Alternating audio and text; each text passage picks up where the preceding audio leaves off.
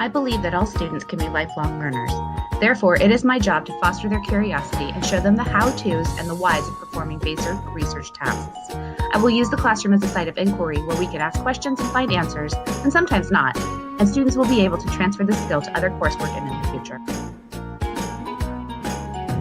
Less grounded in theory, this PPT is more about modeling good learning behaviors and healthy curiosity, which is important for student learning.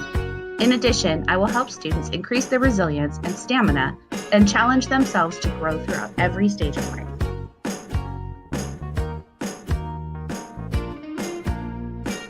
I am curious by nature, which makes me a natural lifelong learner.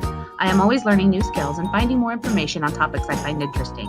I also love to read, so I hope that I can model that for my students and ignite their curiosity and love. By challenging my students with rigorous content, thought-provoking issues, and emotional development, I hope to foster their love of learning, commitment to their education, and pursuit of happiness.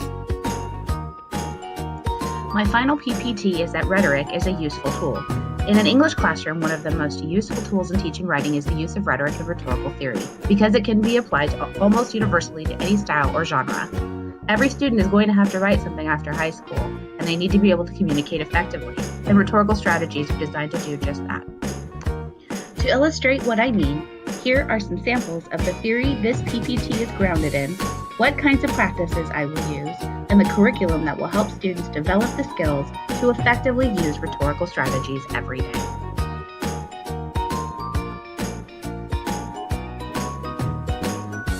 I was introduced to the concept of rhetoric when I enrolled in the master's program in writing at DePaul University.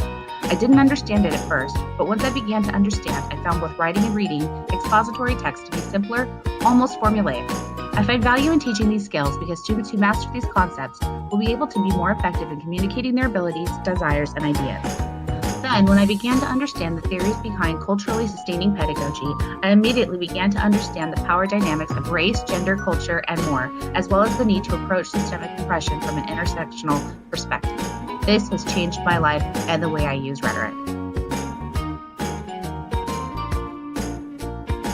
As I stated earlier, rhetorical strategies are readily useful.